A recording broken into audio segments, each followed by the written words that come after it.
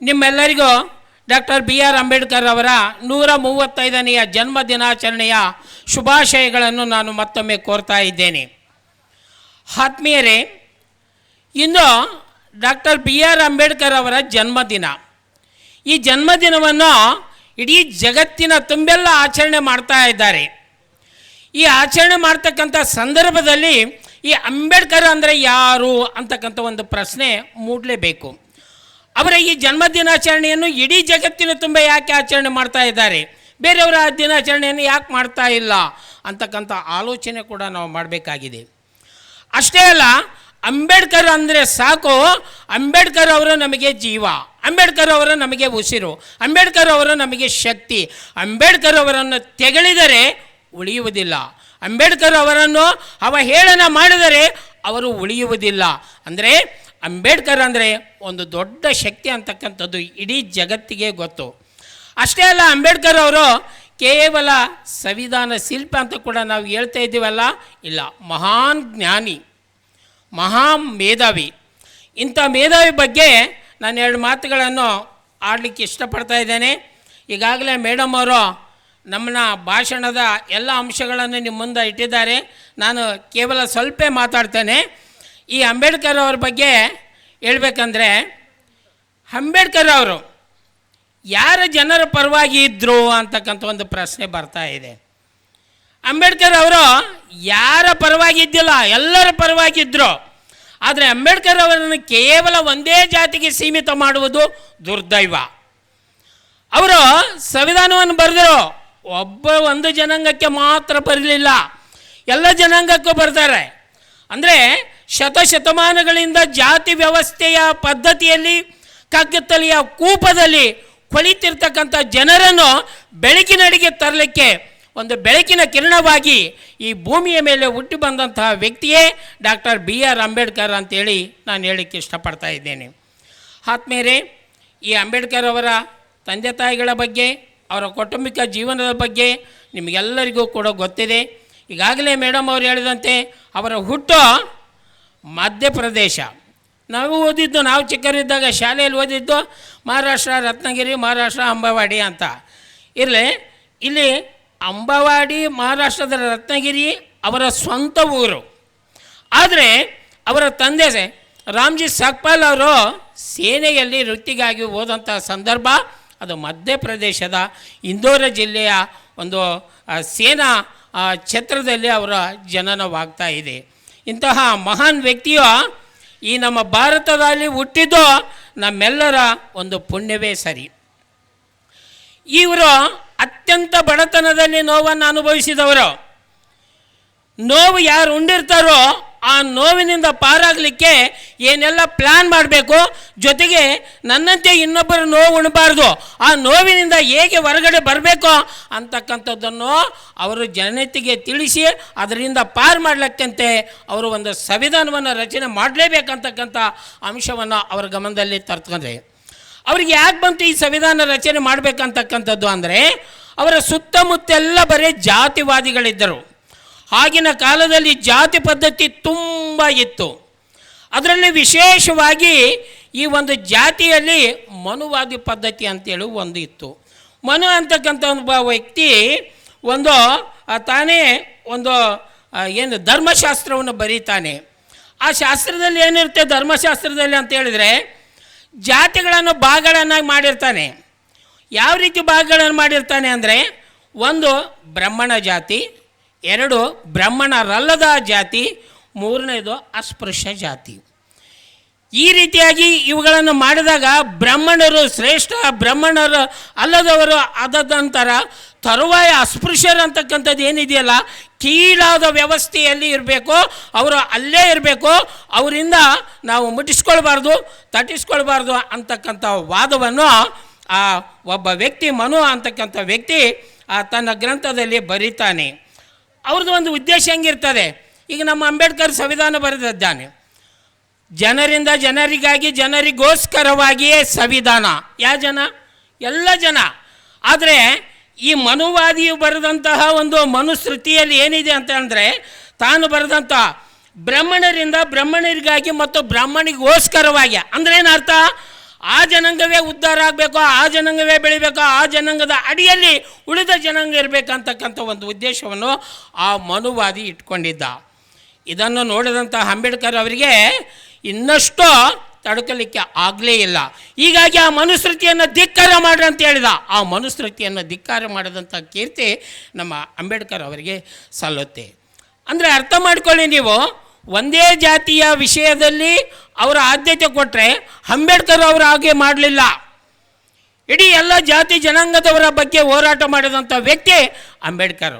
ಅದರಲ್ಲಿ ವಿಶೇಷವಾಗಿ ಹೆಣ್ಣು ಮಕ್ಕಳ ಬಗ್ಗೆ ಹೆಚ್ಚಿನ ಆದ್ಯತೆಯನ್ನು ಕೊಟ್ಟು ಅವರ ನೋವು ಬವಣೆಗಳನ್ನು ಆಲಿಸಿ ಅವರಿಗೆ ಪರಿಹಾರ ಕೊಡಬೇಕಂತಕ್ಕಂಥ ಉದ್ದೇಶ ಮೊದಲು ತೆಗೆದುಕೊಂಡು ಬಂದಿದ್ದೆ ಅಂಬೇಡ್ಕರ್.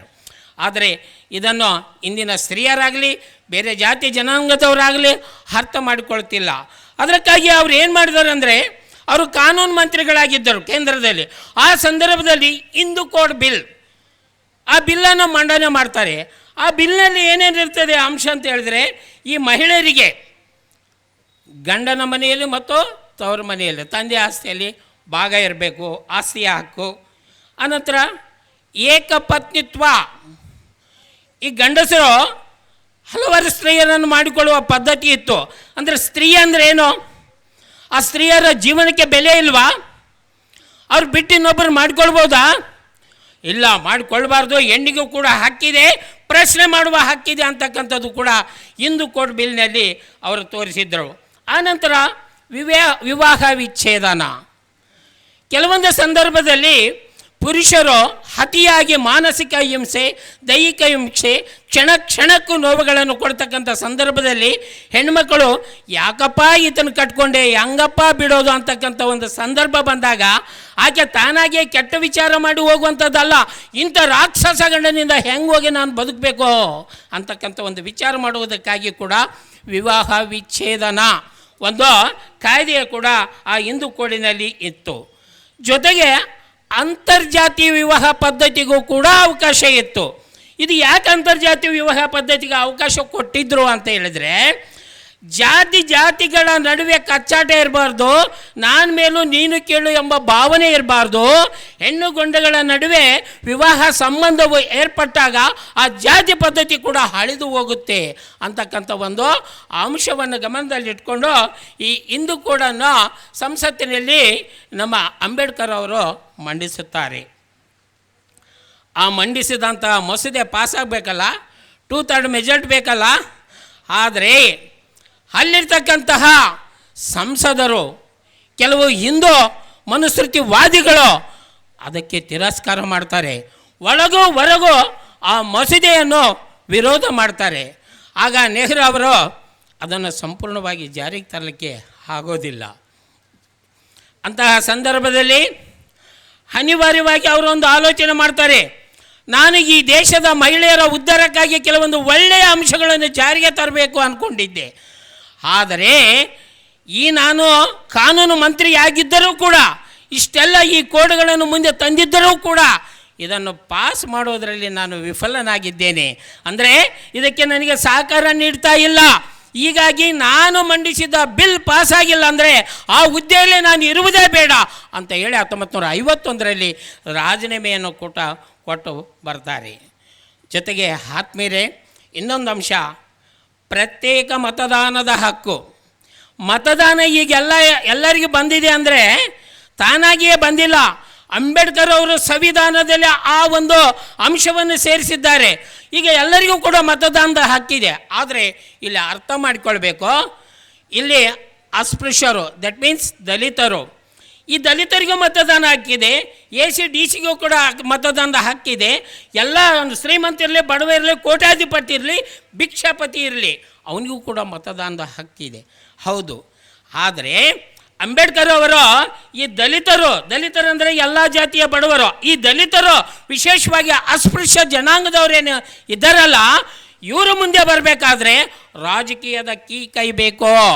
ರಾಜಕೀಯವಾಗಿ ಇವರು ಮುಂದೆ ಬರಬೇಕಾದ್ರೆ ಈ ಬಲಾಢ್ಯ ಜಾತಿಗಳ ಒಳಗಡೆ ಆ ಬಲಾಢ್ಯರೊಂದಿಗೆ ಪೈಪೋಟಿ ಮಾಡಿ ಗೆಲ್ಲಲಿಕ್ಕೆ ಸಾಧ್ಯ ಇಲ್ಲ. ಹಾಗಾದರೆ ಏನು ಮಾಡಬೇಕಾಗಿದೆ? ದಲಿತರಿಗೆ ಪ್ರತ್ಯೇಕವಾದ ಮತದಾನದ ಹಕ್ಕನ್ನು ನೀಡಬೇಕಂತೇಳಿ ಮಂಡನೆ ಮಾಡ್ತಾರೆ. ಏನು ದಲಿತರಿಗೆ ಪ್ರತ್ಯೇಕವಾದ ಮತದಾನದ ಹಕ್ಕು? ನೋಡಿ, ಒಂದು ಕ್ಷೇತ್ರನ, ಒಂದು ವಾರ್ಡನ್ನು ಅದು ದಲಿತರಿಗೇ ಮೀಸಲಿಡಬೇಕು, ಅಲ್ಲಿ ನಿಂತಹ ವ್ಯಕ್ತಿ ದಲಿತನೇ ಆಗಿರಬೇಕು, ಅಲ್ಲಿ ಗೆಲ್ಲಿಸುವಂತಹ ವ್ಯಕ್ತಿಗಳು ಅಂದರೆ ಮತವನ್ನು ಹಾಕತಕ್ಕಂಥ ವ್ಯಕ್ತಿಗಳು ದಲಿತರೇ ಆಗಿರಬೇಕು. ಗೆದ್ದಾದ ನಂತರ ಆ ವ್ಯಕ್ತಿ ಆ ದಲಿತರ ಬಗ್ಗೆ ಆಲೋಚನೆ ಮಾಡಿ ದಲಿತರ ಉದ್ಧಾರಕ್ಕಾಗಿ ಪ್ರಯತ್ನ ಪಡಲಿಕ್ಕೆ ಅವನಿಗೆ ದೊಡ್ಡ ಶಕ್ತಿ ಸಿಗುತ್ತೆ. ಹೀಗಾಗಿ ಪ್ರತ್ಯೇಕವಾದ ಮತದಾನದ ಹಕ್ಕು ನೀಡ್ರಿ ಅಂಥೇಳಿ ಅದನ್ನು ಮಂಡನೆ ಮಾಡ್ತಾರೆ. ಆದರೆ ಇದು ಕೂಡ ಈ ಒಂದು ಮೇಲ್ವರ್ಗದ ಜನರು ಇದಕ್ಕೂ ಕೂಡ ಅವಕಾಶ ಕೊಡೋದಿಲ್ಲ.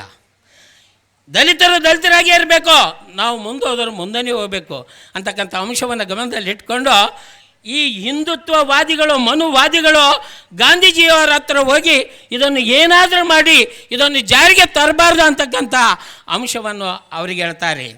ಆ ಸಂದರ್ಭದಲ್ಲಿ ಗಾಂಧೀಜಿಯವರು ಇದಕ್ಕೆ ಒಪ್ಪಿಗೆಯನ್ನು ಕೊಡೋದಿಲ್ಲ. ಪ್ರತ್ಯೇಕ ಮತದಾನ ಮಾಡೋದರಿಂದ ದಲಿತರಾಗೇ ಉಳಿತಾರೆ ಮತ್ತು ಅಸ್ಪೃಶ್ಯತೆ ಇದ್ದೇ ಇರ್ತದೆ ಅಂತಕ್ಕಂಥ ಮಾತನ್ನು ಜಾಣತನದಿಂದ, ಯಾವುದೋ ಒಂದು ವಂಚಕದ ವೃತ್ತಿಯಿಂದ, ವಂಚಕದ ಮಾತಿನಿಂದ ಅವರಿಗೆ ಮಿಸ್ಗೈಡ್ ಮಾಡಿ ಇದು ಬೇಡ, ಒಡೆದಾಡುವ ನೀತಿ ಇದು ಮಾಡೋದೇ ಬೇಡ ಅಂತ ಹೇಳಿ ಆಗ ಗಾಂಧೀಜಿಯವರು ಅಲ್ಲಿ ಅದನ್ನು ಒಂದು ತಡೆಗಟ್ತಾರೆ. ಈಗ ಗಾಂಧೀಜಿ ಮತ್ತು ಅಂಬೇಡ್ಕರ್ ನಡುವೆ ಈ ಒಂದು ಪ್ರತ್ಯೇಕತಾ ಮತದಾನದ ಒಂದು ಅಂಶದಲ್ಲಿ ಇಬ್ಬರಿಗೂ ವಾದಗಳಾಗುತ್ತವೆ. ಅನೇಕ ಜನರು ಕೈ ಬಿಟ್ಬಿಡಪ್ಪ ಅಂಥೇಳಿ ಅಂಬೇಡ್ಕರ್ ಅವರ ಹತ್ರ ಬರ್ತಾರೆ. ಅಂಬೇಡ್ಕರ್ ಅವರು ಒಪ್ಪೋದೇ ಇಲ್ಲ. ಅಂಥ ಸಂದರ್ಭದಲ್ಲಿ ಈ ಒಂದು ಪುಣೆಯ ಜೈಲಿನಲ್ಲಿರ್ತಕ್ಕಂತಹ ಗಾಂಧೀಜಿಯವರು ಇದಕ್ಕೋಸ್ಕರವಾಗಿಯೇ ಸತ್ಯಾಗ್ರಹ ಮಾಡಿಬಿಡ್ತಾರೆ. ಆಗ ಅವರು ಬಂದು ಬೇಡ ಅಂಬೇಡ್ಕರ್ ಅವರಿಗೆ ಹೇಳ್ತಾರೆ. ಅಂಬೇಡ್ಕರ್ ಕೇಳೋದೇ ಇಲ್ಲ. ಆಗ ಈ ಒಂದು ಗಾಂಧೀಜಿಯವರ ಆರೋಗ್ಯದಲ್ಲಿ ಏರುಪೇರಾಗಿ ಬಿಡುತ್ತದೆ. ಅಂಥ ಸಂದರ್ಭದಲ್ಲಿ ಅಂಬೇಡ್ಕರ್ ಅವರನ್ನು ಎಲ್ಲರೂ ಮನವೊಲಿಸಿ ನಿನ್ನ ಬೇಡಿಕೆಯನ್ನು ಬಿಟ್ಬಿಡು ಅಂತ ಹೇಳಿದಾಗ ಅನಿವಾರ್ಯವಾಗಿ ಆ ಒಂದು ಬೇಡಿಕೆಯಿಂದ ಇವರು ಹಿಂದಕ್ಕೆ ಸರಿಯುತ್ತಾರೆ. ಯಾರೋ ಅಂಬೇಡ್ಕರ್ ಅವರು. ಆಗ ಒಂದು ಒಪ್ಪಂದ ಆಗುತ್ತೆ. 1932ರಲ್ಲಿ ಪೂನಾ ಒಪ್ಪಂದವಾಗುತ್ತೆ. ಅಲ್ಲಿ ಏನಪ್ಪ ಅದು ಪೂನಾ ಒಪ್ಪಂದ ಅಂತ ಹೇಳಿದರೆ, ಈ ಒಂದು ಪ್ರತ್ಯೇಕ ಮತದಾನದ ಬದಲಾಗಿ ಸಾಮಾನ್ಯ ಕ್ಷೇತ್ರಗಳಲ್ಲಿ ಕೂಡ ದಲಿತರಿಗೆ ಮೀಸಲಾತಿಯನ್ನು ಕೊಡುತ್ತೇವೆ ಅಂಥೇಳಿ ಘೋಷಣೆ ಮಾಡ್ತಾರೆ. ಅಂದರೆ ಸ್ವಲ್ಪ ಮಾರ್ಪಾಟು ಮಾಡಿ ಆಗ SC/STಗೆ ಸಾಮಾನ್ಯ ಕ್ಷೇತ್ರದಲ್ಲೂ ಕೂಡ ನಿಲ್ಲಲಿಕ್ಕೆ ಅವಕಾಶವನ್ನು ಕೊಟ್ಟಂತಾಗುತ್ತೆ. ಹೀಗಾಗಿ ಈಗಲೂ ಕೂಡ MLAಗಳು, MP ಗಳು ಈಗೇನು ಕ್ಷೇತ್ರದಲ್ಲಿ ಕೆಲವೊಂದು ಮೀಸಲಾತಿಯನ್ನು ಪಡೆದು ಮೀಸಲು ಕ್ಷೇತ್ರ ಅಂತ ಪಡೆದಿದ್ದಾರಲ್ಲ, ಅದು ಪೂನಾ ಒಪ್ಪಂದದ ಒಂದು ಅಡಿಯಲ್ಲಿ ಅದನ್ನು ಅವರು ಪಡೆದಿದ್ದಾಗಿದೆ. ಅಲ್ಲದೆ ಈಗ ಅಂಬೇಡ್ಕರ್ ಅವರೇನಪ್ಪ ಸಂವಿಧಾನ ರಚನೆಯೇ ಮಾಡಿಲ್ಲ ಅಂತ ಹೇಳಿ ಕೆಲವರ ವಾದ ಇದೆ. ಆ ವಾದ ಅರ್ಥರಹಿತವಾದದ್ದು, ಅರ್ಥಹೀನರು ಹೇಳುವಂತಹ ಮಾತು. ಸಂವಿಧಾನ ರಚನಾ ಸಮಿತಿಯ ಕರಡು ಸಮಿತಿಯ ಅಧ್ಯಕ್ಷರಾದಂತಹ ಡಾಕ್ಟರ್ BR ಅಂಬೇಡ್ಕರ್ ಅವರ ಜೊತೆಗೆ ಒಟ್ಟು 7 ಜನ ಸದಸ್ಯರಿದ್ದರು. ಆ 7 ಜನ ಕೂಡಿ ಭಾರತಕ್ಕೆ ಸಂವಿಧಾನವನ್ನು ಕೊಡಬೇಕಾಗಿತ್ತು. ಸಂವಿಧಾನ ಅಂದ್ರೇನು? ಈಗ ಅಂಬೇಡ್ಕರ್ ಅವ್ರು ಕೊಟ್ಟಿದ್ದಲ್ಲ, ಸಂವಿಧಾನ ಅಂದ್ರೇನು?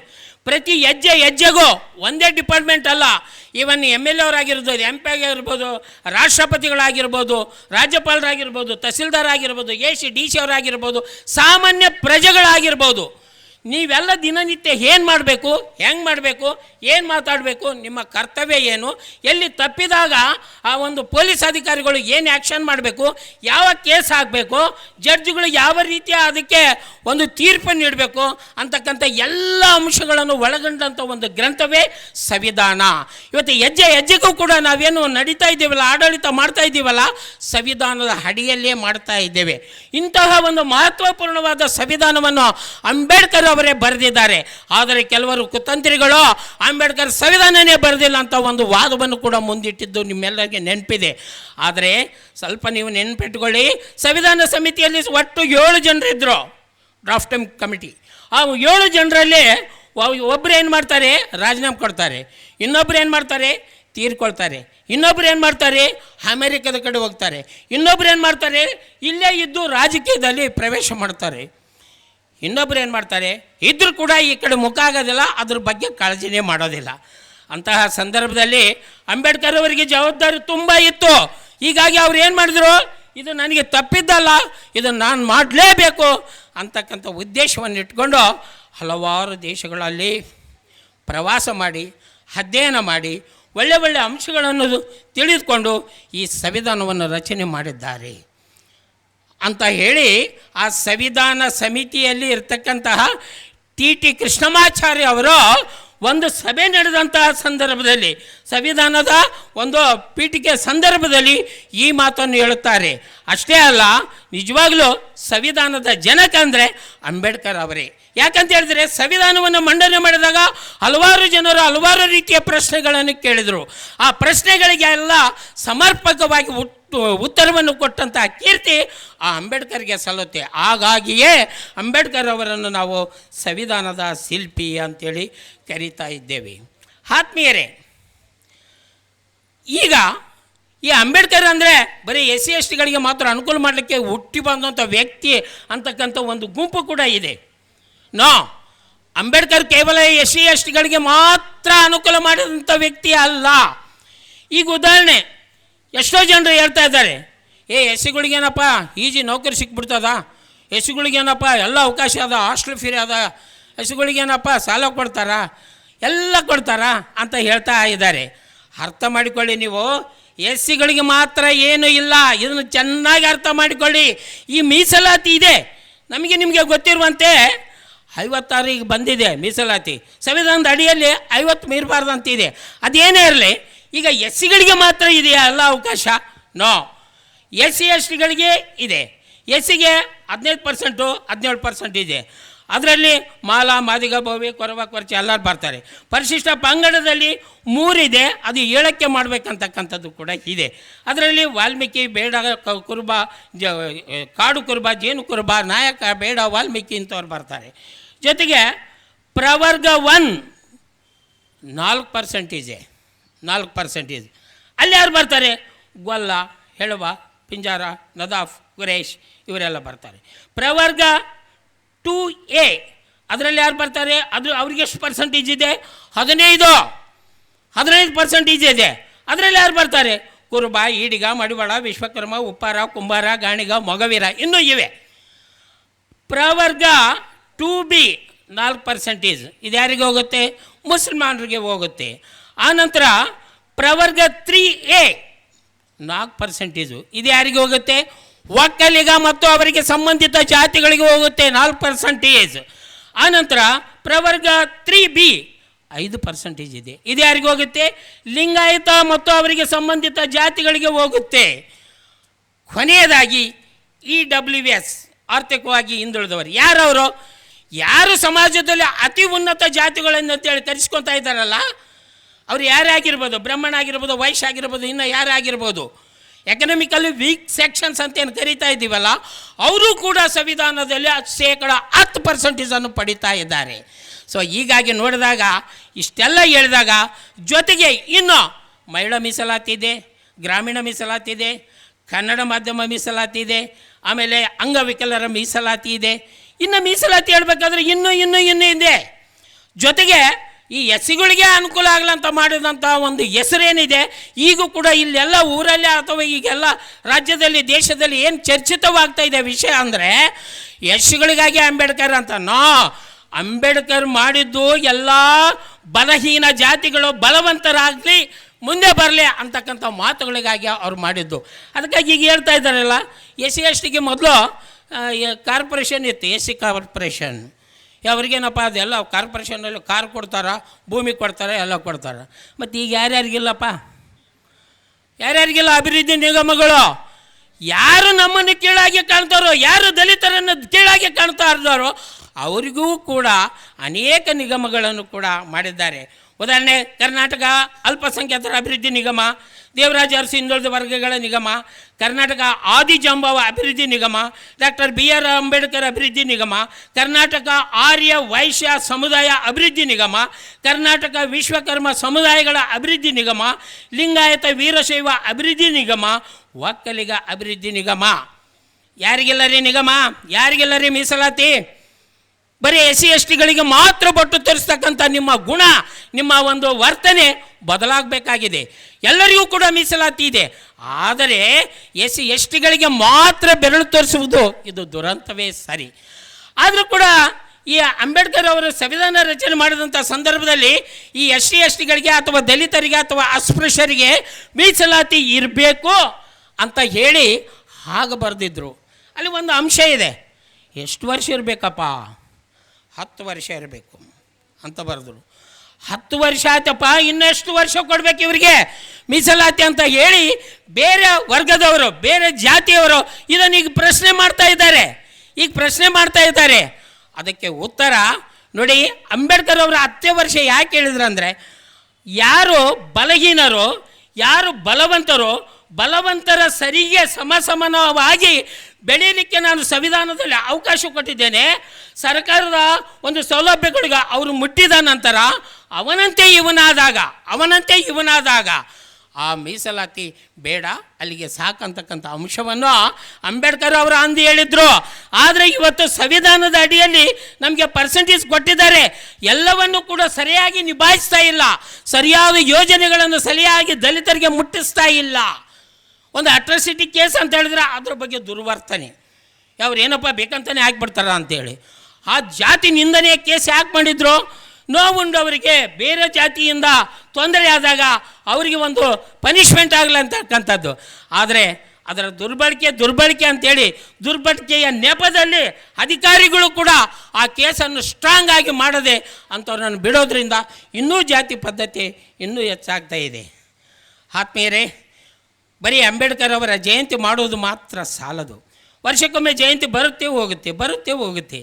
ಆದರೆ ನಾವೇನು ತಿಳ್ಕೊಳ್ಬೇಕು, ಅಂಬೇಡ್ಕರ್ ಆ ದಿನದಲ್ಲಿ ಎಷ್ಟೆಲ್ಲ ಕಷ್ಟಪಟ್ಟ, ಯಾರಿಗೋಸ್ಕರ? ತನ್ನ ಸ್ವಂತಕ್ಕಾಗಿ ಅಲ್ಲ, ಇಡೀ ಒಂದು ಜನಾಂಗದಕ್ಕೋಸ್ಕರ ಕಷ್ಟಪಟ್ಟ. ಅವರ ತತ್ವ ಸಿದ್ಧಾಂತಗಳನ್ನು ನಾವು ಕೂಡ ಪಾಲಿಸಬೇಕಲ್ವಾ? ಅವ್ರು ಹೇಳ್ತಾ ಇದ್ದಾರೆ, ಶಿಕ್ಷಣಕ್ಕೆ ಹೆಚ್ಚಿನ ಆದ್ಯತೆ ಕೊಡಿ, ಶಿಕ್ಷಣವೇ ಶಕ್ತಿ. ಮೇಡಮ್ ಅವ್ರು ಹೇಳಿದ್ರು, ಶಿಕ್ಷಣವನ್ನು ಕಲಿತವನಂತೇನು ಹುಲಿ ಹಾಲಿನಂತೆ ಆ ಹುಲಿ ಹಾಲನ್ನು ಕುಡಿದವರು ಗರ್ಜಿಸಲೇಬೇಕು.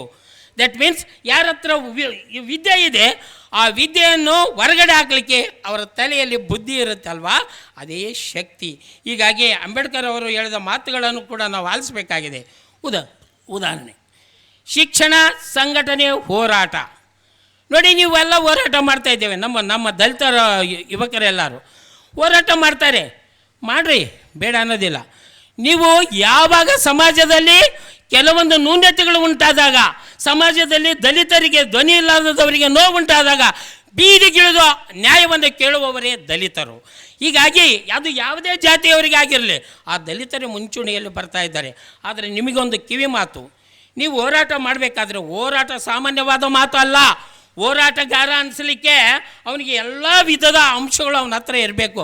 ಅಂಬೇಡ್ಕರ್ ಹೇಳಿದ್ದಾರೆ, ಮೊದಲು ಶಿಕ್ಷಣ ಪಡಿ, ಚೆನ್ನಾಗಿ ಪಡಿ, ಆನಂತರ ಸಂಘಟನೆ ಆಗೋ, ಆನಂತರ ಹೋರಾಟ ಮಾಡು, ನಿನ್ನ ಒಂದು ಬೇಡಿಕೆ ನಿಜವಾಗ್ಲೂ ಸಕ್ಸಸ್ ಆಗುತ್ತದೆ ಅಂತಕ್ಕಂಥದ್ದು. ಆನಂತರ ಅವ್ರು ಹೇಳ್ತಾರೆ, ಹೋರಾಟ ಮನಸ್ಸಿಗೆ ಬಂದಂಗೆ ಹೋರಾಟ ಮಾಡಬೇಡ್ರಿ. ಹೋರಾಟವೆಂಬ ರಥವನ್ನು ನಾನು ಇಲ್ಲಿಯ ತನಕ ಎಳೆದುಕೊಂಡು ಬಂದಿದ್ದೇನೆ, ಇನ್ನು ಮುಂದೆ ಎಳೆಯಲಿಕ್ಕೆ ನನಗೆ ಆಗ್ತಾ ಇಲ್ಲ. ನನ್ನ ಬಂಧುಗಳೇ, ನನ್ನ ಜನಾಂಗದವರೇ, ಈ ರಥವನ್ನು ನಿಮ್ಮ ಕೈಲಾದರೆ ಮುಂದಕ್ಕೆ ಕೇಳ್ಕೊಂಡು ಹೋಗ್ರಿ, ಆದರೆ ಹಿಂದಕ್ಕೆ ಮಾತ್ರ ಎಳಿಬಾರ್ರಿ ಅಂತ ಹೇಳಿ ಒಳ್ಳೆ ಮಾತನ್ನು ಕೂಡ ಹೇಳಿದ್ದೇನೆ. ಅದಕ್ಕೋಸ್ಕರ ನೀವು ಹೋರಾಟದಲ್ಲಿ ಧುಮುಕೋಗಬೇಕಾದರೂ ಕೂಡ ನಮ್ಮ ಅಂಬೇಡ್ಕರ್ ಅವರ ಮಾತುಗಳನ್ನು ಆಲಿಸಬೇಕಾಗಿದೆ. ಜೊತೆಗೆ ಹೇಳ್ತಾರೆ ಅವರು, ಮೌಢ್ಯಗಳಿಗೆ ಬಲಿ ಆಗಬೇಡ್ರಿ, ಮೂಢನಂಬಿಕೆಗಳಿಗೆ ಬಲಿ ಆಗಬೇಡ್ರಿ, ಮೂರ್ತಿ ಪೂಜೆ ಮಾಡಬೇಡ್ರಿ, ಗುಡಿ ಗುಂಡಾರಗಳ ಸುತ್ತ ತಿರುಗಾಡಬೇಡ್ರಿ, ಗುಡಿ ಗುಂಡಾರಗಳಿಗೆ ಬದಲು ಶಾಲೆಗಳಿಗೆ ಹೋಗಿ ಜ್ಞಾನವಂತರಾಗ್ರಿ ಅಂತಕ್ಕಂಥದ್ದು ಕೂಡ ಅವರು ಹೇಳ್ತಾ ಇದ್ದಾರೆ. ಜೊತೆಗೆ ಈಗಲೂ ಕೂಡ ನನ್ನ ಒಂದು ಮಾತು ಕೂಡ, ಈ ಮೀಸಲಾತಿ ಎಷ್ಟು ದಿನ ಬೇಕಪ್ಪ ಈ SCಗಳಿಗೆ? ಈಗಾಗಲೇ ನಾನು ಹೇಳಿದೆ ಅದನ್ನು ಡೀಟೇಲ್ ಆಗಿ. ಕೇವಲ SCಗಳಿಗೆ ಮಾತ್ರ ಮೀಸಲಾತಿ ಇಲ್ಲಪ್ಪ, ಎಲ್ಲರಿಗೂ ಇದೆ. ಬಳ್ಳು ಮಾಡೋದು ನಮಗೆ ಮಾತ್ರ. ಆದರೆ ನೆನ್ಪಿಟ್ಕೊಳ್ಳಿ, ಮೀಸಲಾತಿ ಇನ್ನೆಷ್ಟು ದಿನ ಬೇಕು? ನಾನೇನು ಹೇಳಿದೆ ಆಗಲೇ, ಅವನಂತೆ ನಾನಾದಾಗ, ಅವರಂತೆ ನನ್ನ ಜನಾಂಗ ಆದಾಗ, ಗುಡಿ ಗುಂಡಾರದ ನೆರಳಲ್ಲಿ ಅವರ ಕುಟುಂಬವು ಬದುಕುತ್ತಿರುವಾಗ, ಬಿಸಿಲಲ್ಲಿ ಬೆಂದು ನಮ್ಮ ಕುಟುಂಬವು ಸಾಗುತ್ತಿರುವಾಗ ಇಬ್ಬರ ನಡುವೆ ಸಮಾನವಾದ ಅವಕಾಶಗಳು ದೊರೆತಾಗ ಈ ಮೀಸಲಾತಿ ಬೇಡ, ನಾನೇ ಬಿಟ್ಟಾಕ್ಬಿಡ್ತೇನೆ ಅಂತ ನನ್ನ ಭಾವನೆ ಕೂಡ ಇದೆ. ಹೀಗಾಗಿ ಈ ಒಂದು ಮೀಸಲಾತಿ ವಿಷಯದಲ್ಲಿ ಕೂಡ ಈಗ ಯಾಕಪ್ಪ ನಾವು ಬಡವರಾದ್ವಿ, ಯಾಕಪ್ಪ ದಲಿತರಿಗೆ ಭೂಮಿ ಇಲ್ಲ, ದಲಿತರು ಎಲ್ಲೆಗಳವರು ಇರೋ ಬೇರೆ ದೇಶದವರ, ನೀವಷ್ಟೇ ಇದೆ ಮೂಲ ನಿವಾಸಿಗಳ, ದಲಿತರೇ ಭಾರತದ ಮೂಲ ನಿವಾಸಿಗಳು. ನೋಡಿ ಶ್ರೀಮಂತರು ನೀವು ಹೆಂಗಾದ್ರಿ, ನಿಮಗೆ ಯಾಕೆ 70 ಎಕರೆ ಇದೆ, ನಿಮಗೆ ಯಾಕೆ 80 ಎಕರೆ ಇದೆ, ದಲಿತರಿಗೆ ಯಾಕೆ 1 ಎಕರೆ ಸಹ ಕೂಡ ಇಲ್ಲ, ಕೆಲವರಿಗೆ 1 ಎಕರೆ ಕೂಡ ಇಲ್ಲ. ಆಗಿದ್ದೇನೇ ಇಲ್ಲಿ ಆಗಿನ ಕಾಲದಲ್ಲಿ ಬಲಾಢ್ಯ ಒಂದು ಪಟವಾರಿಗಳು ಶಾನುಭೋಗರು ಎಲ್ಲರೂ ಕೂಡಿಕೊಂಡು ತಮಗೆ ಎಷ್ಟು ಬೇಕೋ ಅಷ್ಟೆಲ್ಲವನ್ನು ಆಸ್ತಿ ತಮ್ಮ ಹೆಸರಲ್ಲಿ ಮಾಡಿಕೊಂಡು ಈ ಬಡವರು ಅಸ್ಪೃಶ್ಯರನ್ನು ತನ್ನ ಮನೆಯಲ್ಲಿ ಕೂಲಿ ಆಳುಗಳಾಗಿ ಇಟ್ಕೊಂಡು ಅವನಿಗೇನು ಕೊಡಲಾರದ ರೀತಿಯಲ್ಲಿ ಕಡೆಗೆ 1 ಎಕರೆ ಕೊಟ್ಟು ಅವನನ್ನು ತನ್ನ ಹತ್ರನೇ ಸಾಯತನ ದುಡಿಸ್ಕೊಂಡು ಕೊಳ್ತಾ ಇದ್ದಾರೆ. ಹೀಗಾಗಿ ಅವನು ಶ್ರೀಮಂತನ ಮಗ ಆದ, ಇವನೇನು ಅವನ ಹಾಳಾಗಿ ಇಟ್ಟಿದ್ನಲ್ಲ, ಆ ಹಾಳಿಗೆ ಹುಟ್ಟಿದಂಥ ಮಗ ಸಾಯ ತನಕ ಹಾಳಾಗಿಯೇ ದುಡಿಯುವಂಥ ಪರಿಸ್ಥಿತಿ ಬಂತು. ಅಂದರೆ ಈ ದೇಶ ಉದ್ಧಾರ ಆಗಬೇಕಾದ್ರೆ ಯಾವುದೇ ಆಗಿರಲಿ, ಒಂದು ರಾಜ್ಯ ದೇಶ ಉದ್ಧಾರ ಆಗಬೇಕಾದ್ರೆ ಅಥವಾ ನಾವು ಉದ್ಧಾರ ಆಗಬೇಕಾದ್ರೆ ನನ್ನ ಪಕ್ಕದ ಮನೆಯಲ್ಲಿ ಕೂಡ ಚೆನ್ನಾಗಿರಬೇಕು. ನಾನು ತುಪ್ಪ ರೊಟ್ಟಿ ತಿಂದೆ, ಅವ್ರ ಖಾರ ರೊಟ್ಟಿ ಕೂಡ ಅವ್ರಿಗೆ ಸಿಗ್ತಾ ಇಲ್ಲ ಅಂದರೆ ನಾನು ಖುಷಿಪಟ್ಟರೆ ಅದು ನೆಮ್ಮದಿ ಅಲ್ಲ, ಅದು ಮತ್ತು ಉದ್ಧಾರ ಕೂಡ ಅಲ್ಲ. ದೇಶ ಅಥವಾ ರಾಜ್ಯ ಅಥವಾ ಊರು ಉದ್ಧಾರ ಆಗಬೇಕಾದ್ರೆ ನನ್ನಂತೆ ಎಲ್ಲರೂ ಕೂಡ ಸಮನಾಗಿ ಇರಬೇಕು, ಎಲ್ಲರಿಗೂ ಕೂಡ ಊಟ ಸಿಗಬೇಕು, ಅಂದಾಗ ಮಾತ್ರ ಇವೆಲ್ಲ ಮಾಡಲಿಕ್ಕೆ ಸಾಧ್ಯ ಅಂತಕ್ಕಂಥದ್ದು ಕೂಡ ಹೇಳಬಲ್ಲೆ. ಇನ್ನು ಜಾತಿ ಪದ್ಧತಿ ಇನ್ನೂ ಹೋಗಿಲ್ಲ, ಎಲ್ಲಿ ಅಡಗಿದೆ. ಈ ಎಲ್ಲ ಸಾಮಾನ್ಯವಾಗಿ ಹೇಳಿರ್ತಾರೆ, ಎಲ್ಲ ಹಸಿಗಳು ಉದ್ಧಾರ ಆಗಿಬಿಟ್ಟಾರ, ಸಾಲಿ ಕಲಿತು ಶಾಣ್ಯರಾಗಿಬಿಟ್ಟಾರ. ನೆನ್ಪಿಟ್ಕೊಳ್ಳಿ, ಎಂಥ IAS ಆಫೀಸರ್ ಆದರೂ, ತಹಸೀಲ್ದಾರ್ ಆದರೂ, MLಗಳಾದರೂ, MP ಆದರೂ, ದೊಡ್ಡ ದೊಡ್ಡ ಪದವಿಗಳನ್ನು ಪಡೆದರೂ ಕೂಡ ಅವರಿಗೆ ಜಾತಿ ಹಣೆಪಟ್ಟಿ ಇನ್ನೂ ಹೋಗಿಲ್ಲ. ಅವ್ರನ್ನ ಎಲ್ಲಿ ಕರೆದಾಗ ಅವರೆಲ್ಲ ಮಾಡಿ ಆದಮೇಲೆ ಇವ್ರು ಏನಪ್ಪ ಅಂತೇಳಿ ಅಲ್ಲಿ ಏನೋ ಮಂತ್ರ ಮಾಡೋದು, ನೀರು ಹಾಕಿ ಆ ನಂತರ ಅದನ್ನು ಶುಚಿತ್ವಗೊಳಿಸ್ತಕ್ಕಂಥ ವ್ಯವಸ್ಥೆ ಇನ್ನೂ ಇದೆ. ಅಷ್ಟೇ ಅಲ್ಲ, ಎಷ್ಟೋ ವಿದ್ಯಾವಂತರು ಕೂಡ ಜಾತಿ ಪದ್ಧತಿಯನ್ನು ಅನುಸರಿಸುತ್ತಾ ಉನ್ನತ ಹುದ್ದೆಯಲ್ಲಿದ್ದಂಥ ಅಧಿಕಾರಿಗಳಿಗೂ ಕೂಡ ಮನೆ ಬಾಡಿಗೆ ಕೊಡಬೇಕಾದ್ರೆ ನೀನು ಯಾವ ಜಾತಿಯವನು ಅಂತ ಕೇಳ್ತಕ್ಕಂಥ ಪರಿಸ್ಥಿತಿ ಇದೆ. ಇನ್ನೂ ಈ ಜನ ಏನಿದ್ದಾರಲ್ಲ, ಹೊಲಸು ತಿಂತಕ್ಕಂಥ ನಾಯಿ ನರಿಗಳನ್ನು ಬತ್ತೆ ಕಟ್ಕೊಂಡು ಮನೆಗೆ ಕರ್ಕೊಂಡು ಮುದ್ದಿಡುವಾಗ ನಿನ್ನಂತೆ ನಾನು ಮನುಷ್ಯ ಕೂಡ ಅಂತಕ್ಕಂಥ ವ್ಯಕ್ತಿಯನ್ನು ದೂರ ಇಡತಕ್ಕಂಥದ್ದು ಎಂತಹ ವಿಪರಾಶ. ಇಂತಹ ಒಂದು ಅಂಶಗಳ ಬದಲಾವಣೆ ಆಗಬೇಕು. ಅಂದಾಗ ಮಾತ್ರ ನಾವು ಕೂಡ ಎಲ್ಲವನ್ನೂ ಕೂಡ ನಮಗಾಗಿ ನೀವು, ನಿಮಗಾಗಿ ನಾವೆಲ್ಲರೂ ಒಂದೇ ಅಂತಕ್ಕಂಥ ಭಾವನೆ ನಮ್ಮ ಹತ್ರ ಮೂಡಿದಾಗ ಆಗ ಮಾತ್ರ ಸಮಾನತೆ ಬರುತ್ತೆ. ಈಗಲೂ ಕೂಡ ನಾನು ಹೇಳ್ತಾ ಇದ್ದೇನೆ, ಮೀಸಲಾತಿ ಬೇಡ. ಯಾವಾಗ ಬೇಕು ಯಾವಾಗ ಬೇಡ ಅಂದರೆ ಅವರಂತೆ ನಾನಾದಾಗ, ಅವರ ಕುಟುಂಬದಂತೆ ನಾನಾದಾಗ ಅದರ ಅವಶ್ಯಕತೆ ನನಗಿಲ್ಲ. ಎಲ್ಲಿಯ ತನಕ ಮೀಸಲಾತಿ ಬೇಕಂದರೆ ಈ ಸಮಾಜದಲ್ಲಿ ಜಾತಿ ಪದ್ಧತಿ ಓಡಿ ಹೋಗಬೇಕು, ಅದು ನಿರ್ಮೂಲನೆ ಆಗಬೇಕು, ಸಮಾನತೆಯ ಸಮಾಜ ನಿರ್ಮಾಣ ಆಗಬೇಕು. ಅಲ್ಲಿ ತನಕ ಮೀಸಲಾತಿ ಬೇಕು ಅಂತಕ್ಕಂಥ ಮಾತನ್ನು ಹೇಳುತ್ತಾ ಇಲ್ಲಿಯ ತನಕ ನನ್ನ ಮಾತುಗಳನ್ನು ಆಲಿಸಿದಂಥ ತಮ್ಮೆಲ್ಲರಿಗೂ ವಂದಿಸುತ್ತಾ ನನ್ನ 2 ಮಾತುಗಳನ್ನು ಮುಗಿಸ್ತಾ ಇದ್ದೇನೆ. ಜೈ ಭೀಮ್.